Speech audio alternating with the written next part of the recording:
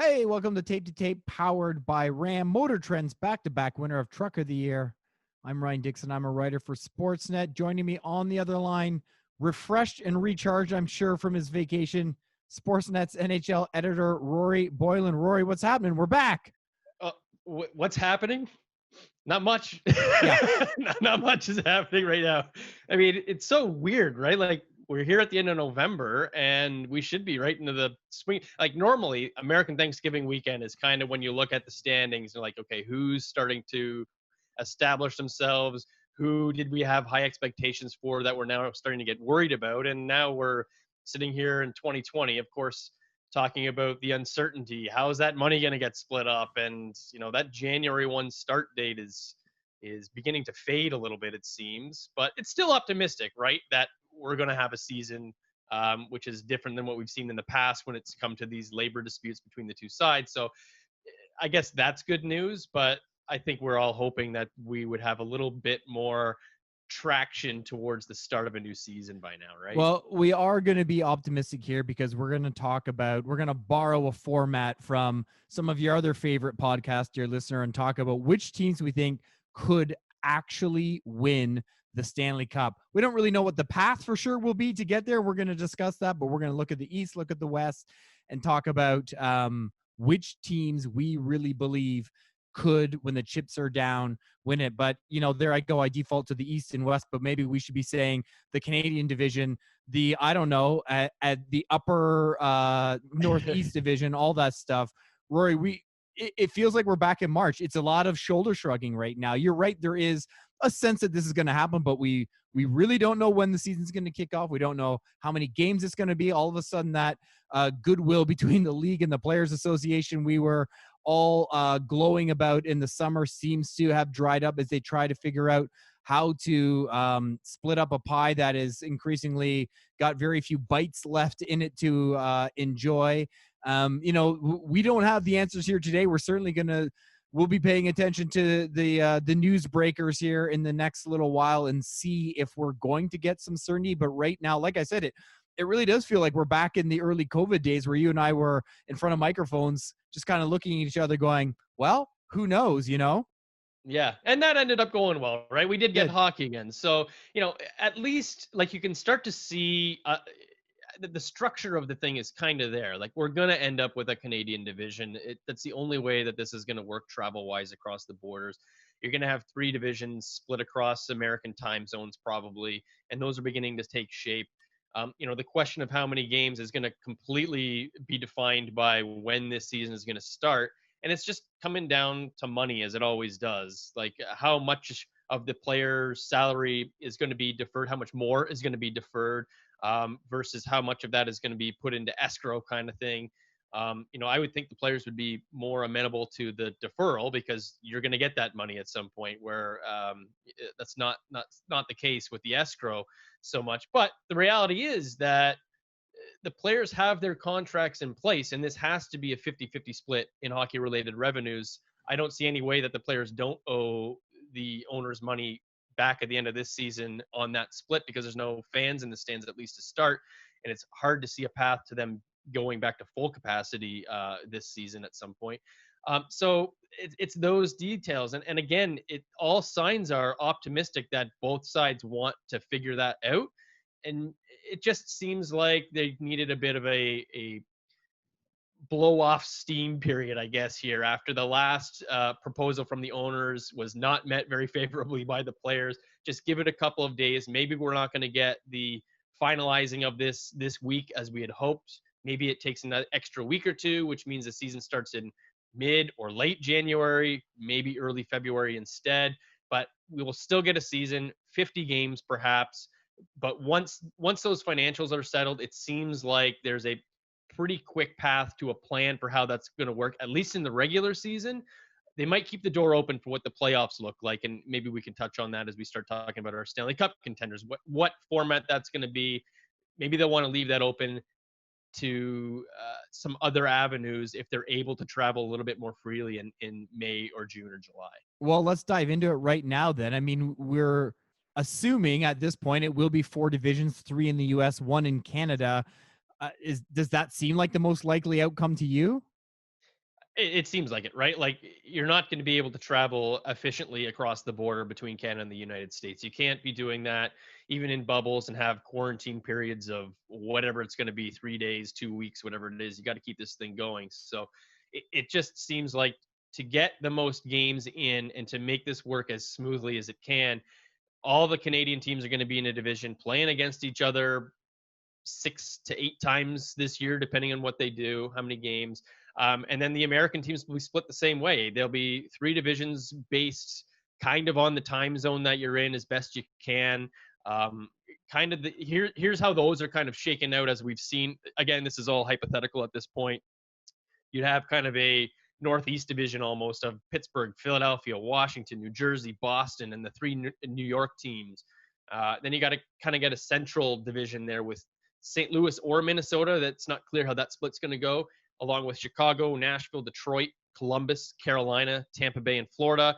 And then a Western division of Arizona, Los Angeles, Anaheim, San Jose, Vegas, Colorado, Dallas, and then again, either Minnesota or St. Louis. So that seems to be where it's going. And to me, at this point, and again, they might not announce this right away, the most likely way through the playoffs is you're going to have 4 teams qualify out of each of those divisions, and then you have to play through the division, which would guarantee 1 team left standing from each of those divisions in the conference final. We shouldn't be thinking in conferences this year. In the Final Four. Final. Yeah. All right. Well, let's start with the U.S. teams. We'll talk about the Canadian teams on the other side here, but we'll start with the American teams and how many of them you really think when things, when it gets right down to it, you get to the final, a 7-game series, everything you gotta go through. What teams do you think from the U.S. could actually win the Cup? Number one for me again is Vegas. You add Alex Pietrangelo, and you're already really good last year, right? There are some things to figure out around the cap. I know that they had to give away Nate Schmidt to Vancouver for not a whole heck of a lot, but ultimately you end up with an upgrade on defense. I love Nate Schmidt. I think he's going to do great things in Vancouver and be a good fit. But we all agree, right, that Alex Pietrangelo is the upgrade there. And then they were able to come back, and it looks like they're going to be running out Robin Lehner and Marc-Andre Fleury again, which, in a season where the games are probably going to be packed, it's going to be more important than ever now to be able to rely on 2 goalies. That was already becoming more of a reality in the league, where you needed to use a backup a little bit more to keep your top guy rested for the stretch in the playoffs. But in a compact season, that's going to be even more true. So if Vegas has that upgrade on the blue line and is able to return with those 2 goalies, they again, the depth in that team is its strength, and that's going to shine through again this season. But if we're looking at these divisions, and if in fact you have to play through your division to get to the Stanley Cup, Vegas is going to be sharing a division with Colorado and Dallas. And those are 2 other teams, especially Colorado, that would be high on my list of contenders. I think Dallas has a few more issues around it. Colorado is definitely and obviously a team on the rise. That would kind of muddy it a little bit. It's tougher on Vegas. I would argue for all the teams that I'm going to be talking about here that Vegas's path out might be the most difficult of all of these. Again, like you're looking at a team like St. Louis is going to be included in there too. I'm not going to name them a Stanley Cup, top of the line Stanley Cup contender in my view, but they're still a really good, really tough team. They lost Pietrangelo, but filled it in with Torrey Krug, who's a great defender in his own right. So they're not as strong, but they're just going to be a tough out, I think. So the path through a couple of rounds in that division would be really, really difficult on the Vegas Golden Knights. Yeah, it really is a unique wrinkle, these different divisions. And to some degree, I'm tempted to say, we should remove that filter and think about, we don't know what the path will be. So at the end of this, we'll run through just who we've got above the line and below. But you're right. You make a great point that, Vegas would certainly be on the list, but yeah, they might have a tougher path. Well, let me just put it to you this way.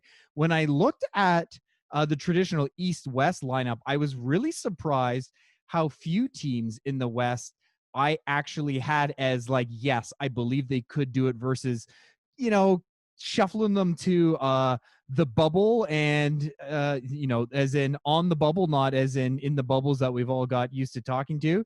When it came right down to it, I just wasn't comfortable putting anyone other than Vegas, Colorado, and Dallas on the makes the grade. And even Dallas, I kind of feel like it was out of respect. Like, Right. I know they were banged up, but they made the final. It was one of those finals where, granted, they were playing a really good team. You just, you felt like they had gone as far as they could go. So, I mean, St. Louis, absolutely, I've got them as a bubble team, but that loss of Pietrangelo, I don't know. I couldn't quite put them in that top tier. So I too have Vegas for all the reasons you mentioned. Same with Colorado. What do you think of Dallas? Are they a true upper tier contender, or are we going to look back and say, they had a great run in the summer of 2020, and they're, when you look at the struggles of that top line, again, I know Sagan obviously had hip surgery, and that's going to impact next season, but the lack of production from the big boys,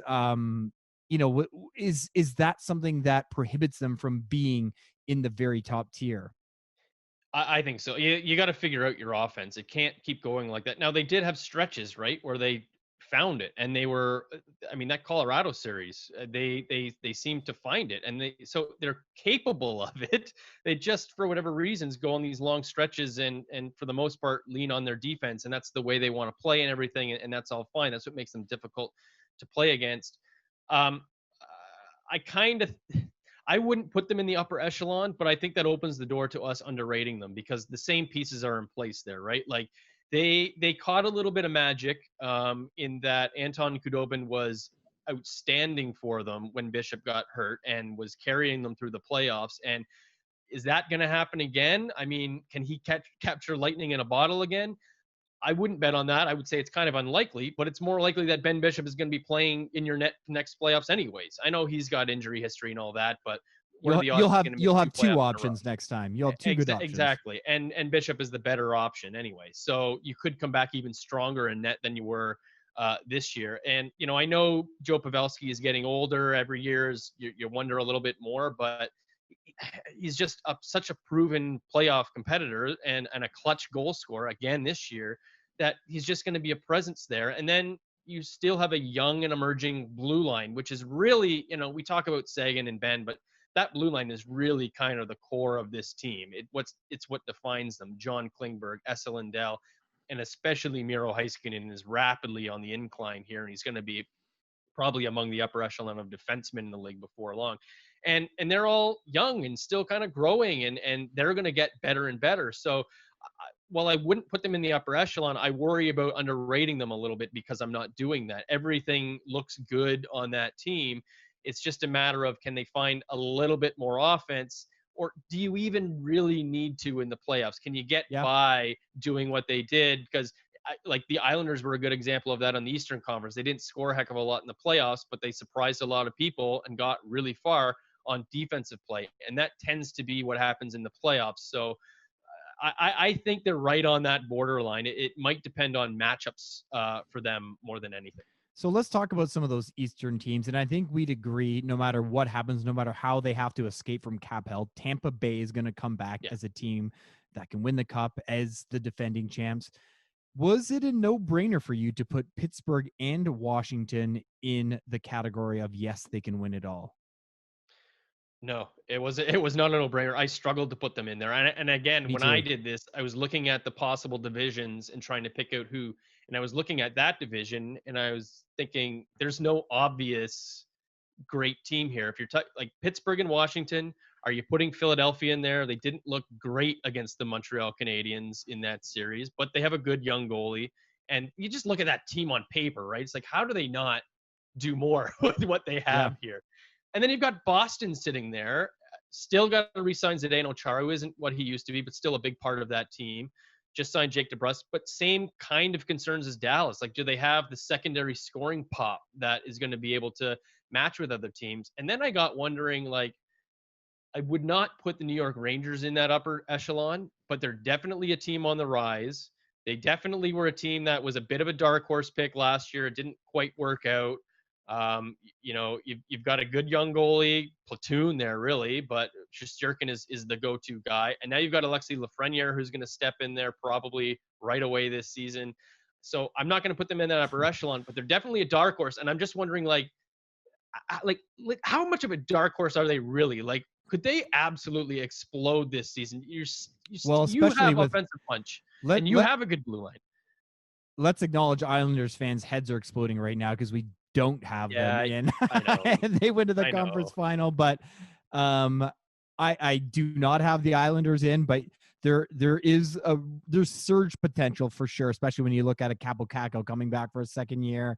Yeah, Zibanejad was the goals per game leader in the yeah, NHL next year or last year, and next year Rangers fans will take yeah. that.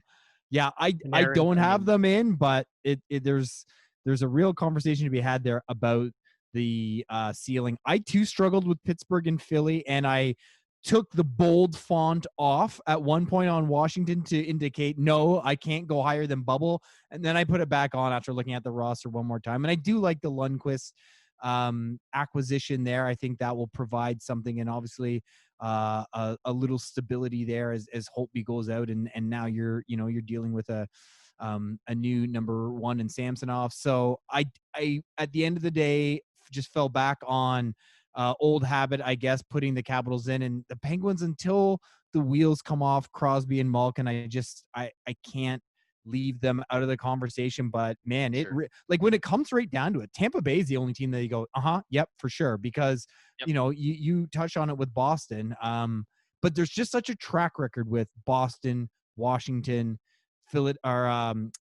Pittsburgh, the other Pennsylvania team, that I had to put them in. And then Philly, you know what?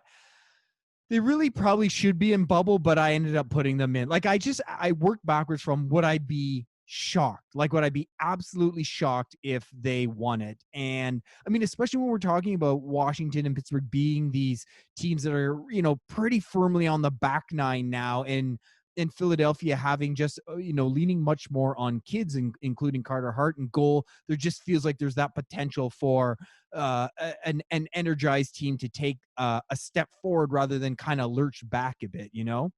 Yeah, what it comes down to is that none of these teams really excite you. You want to pick them or anything like that because they've been there so long and they've shown cracks. They've Yeah. shown maybe some decline. Washington last year, just like they were kind of, meh, and Two it years in didn't a row work. out in the first round, right? Yeah, but and again, does this rest work for them? Does it Yeah. favor them a little bit more, or how is that all going to factor in? But when it comes down to it, while they're not exciting picks, like these are the veteran laden, proven teams that just for the most part seem to be able to rise their game when it does matter, but it hasn't just been as clean in the last year or two for all of them, but that one of them is going to do it.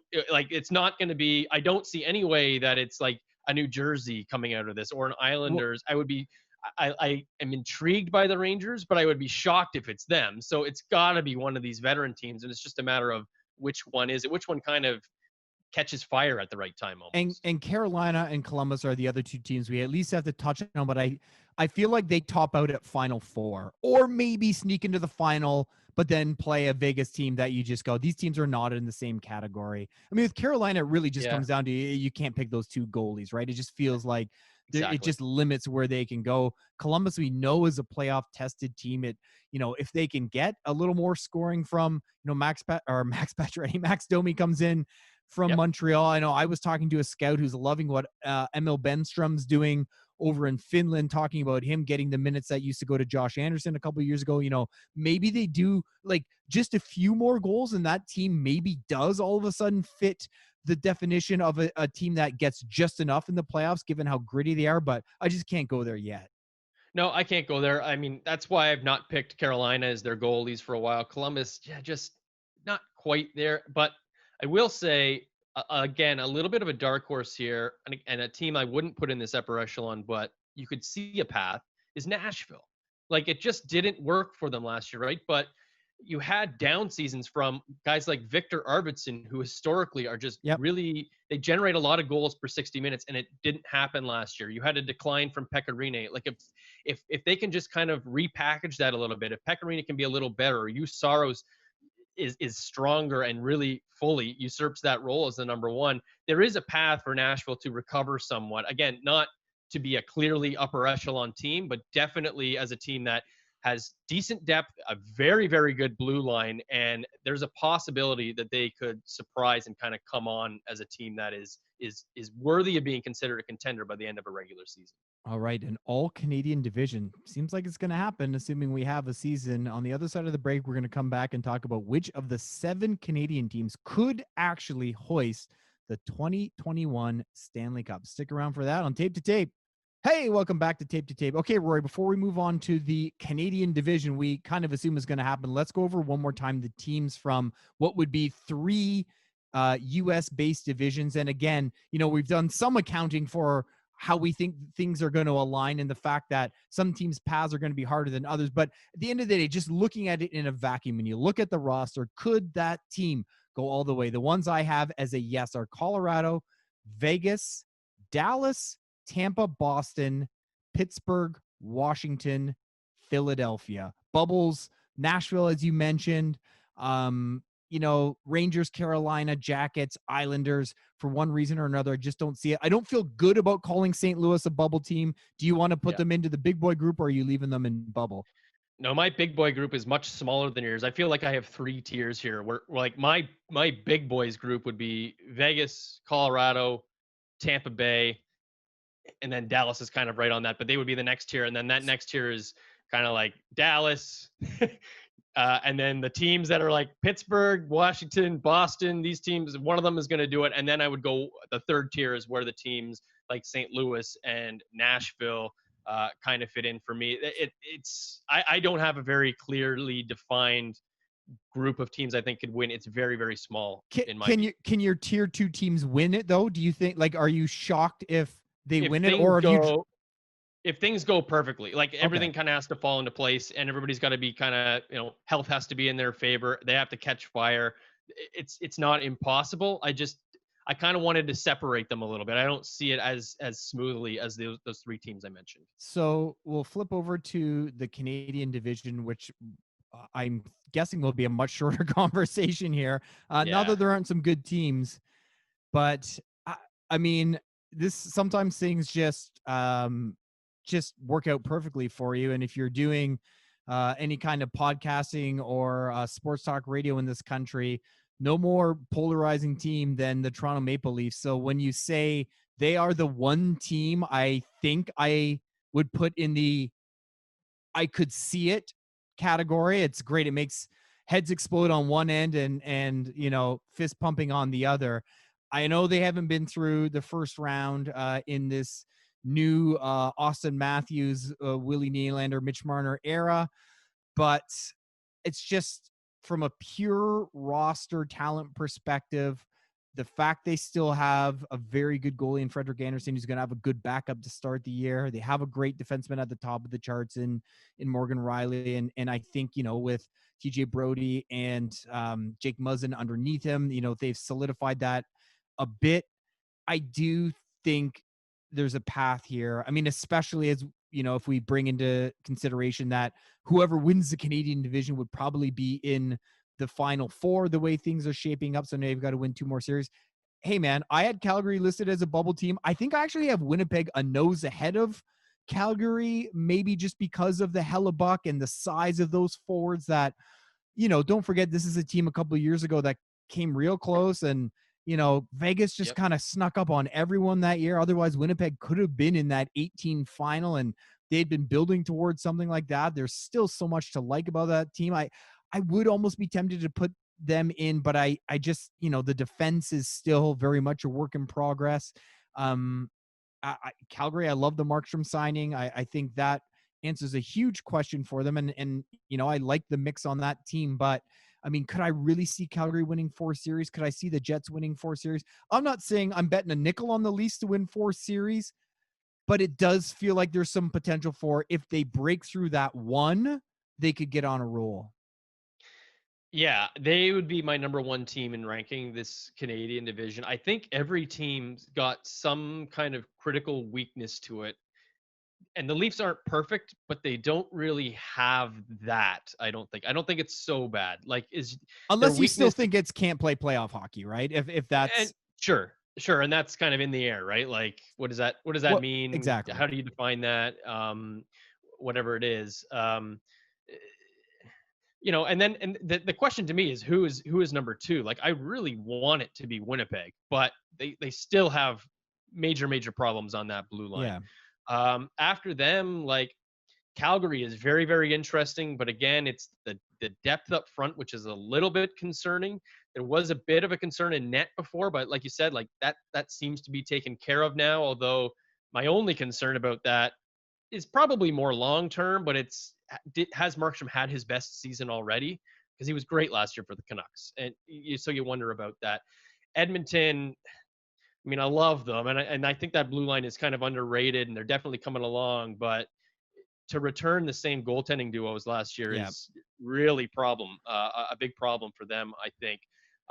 In Vancouver, I just don't know about Braden Holtby. I just really don't know about Braden Holtby, or if Thatcher Demko is going to be ready to take that on. And I still think they're building towards better future. Like, all these are good teams. That's the thing about them. Like, there is something to frown about, but generally they're good teams. And while we look at this and say it's going to be awesome to have a 7-team Canadian division, it's going to make for great TV. It's going to be very intriguing.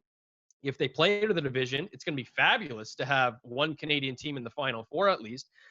But you kind of take a step back and you're like, 6 of these teams at least had legitimate playoff hopes in the normal season, and now maybe only 4 of them are going to be able to make it. You took the And point right out of my mouth. Yeah, for sure. that's the problem. 6 teams would have been really disappointed if they didn't make it. Everyone except Ottawa would have gone into this year with real legit hopes of we're in the playoffs.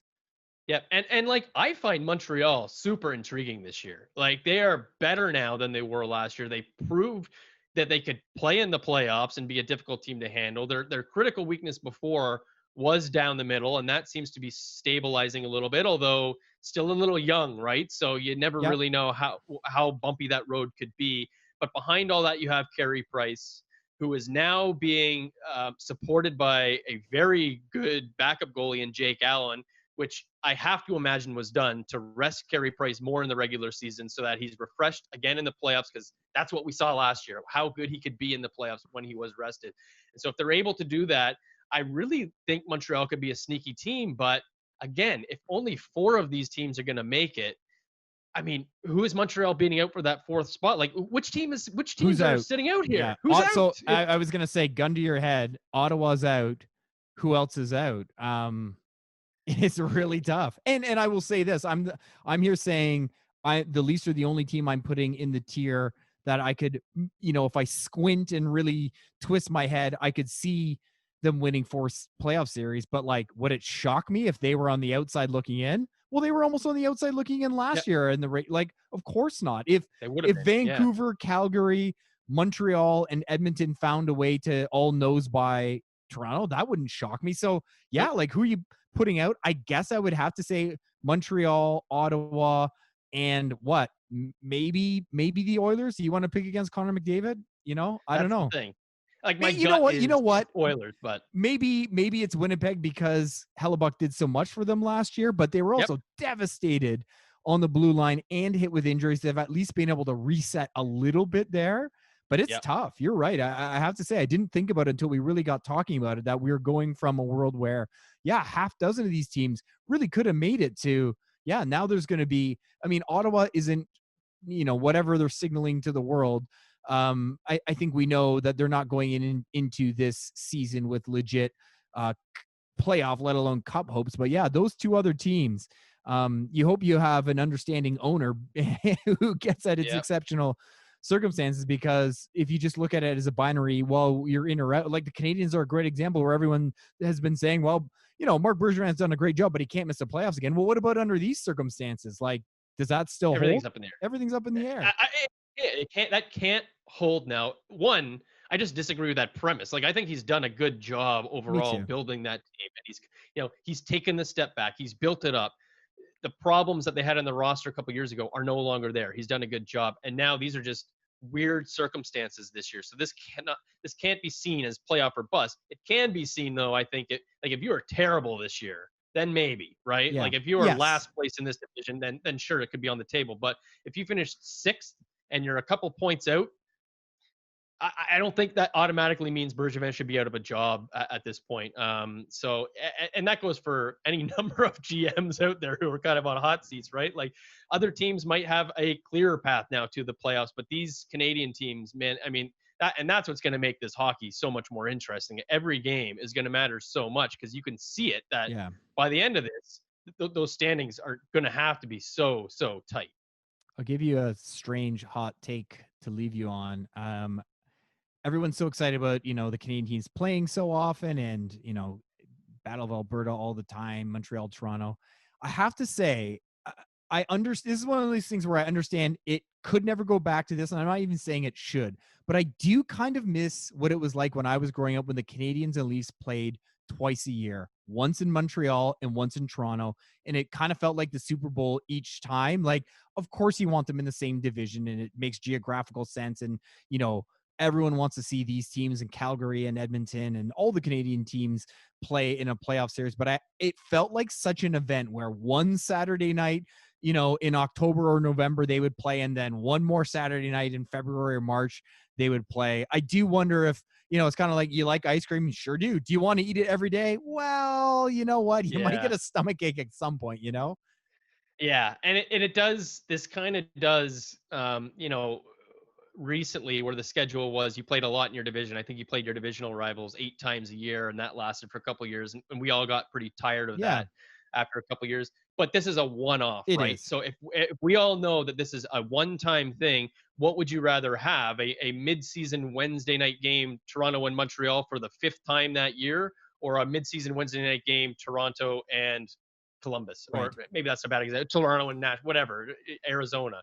I think, and again, with that division being so tight, like that's going to add to the intrigue. It's a one-off. Let's enjoy it. I think we're just going to be, happy to have hockey back at some point, right? So, Absolutely.